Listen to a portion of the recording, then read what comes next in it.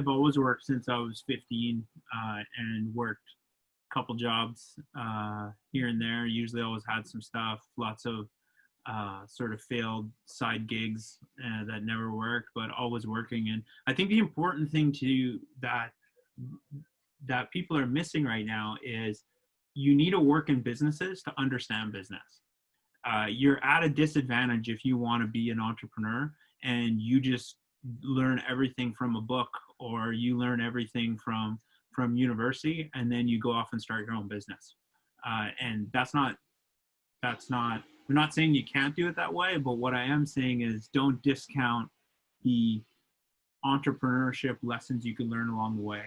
So work as much as you can to learn the business of a coffee shop, learn about how retail works, learn about how sports works, intern and learn about how working in an office works. These are all things that'll be additive when it comes time for you to get your first job in tech, and you'll be able to push those together.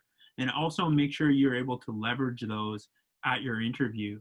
And I do a whole talk on just preparing for your interview, but you'll be amazed how many people that I work with that say, I only hire people that used to be servers or line cooks or bartenders because they know how to handle pressure.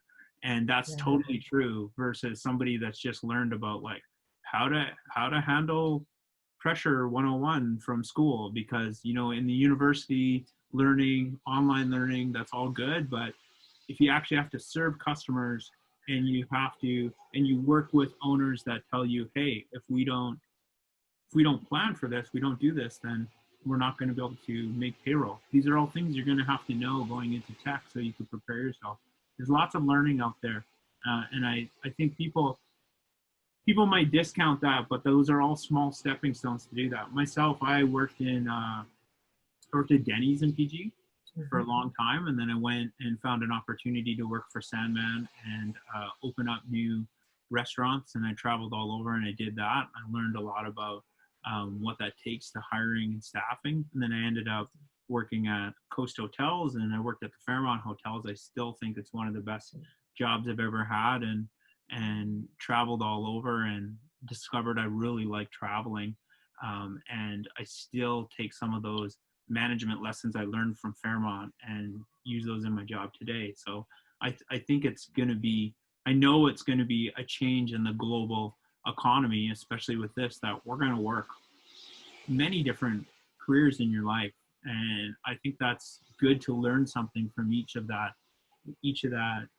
careers and play that forward as you decide what you want to do.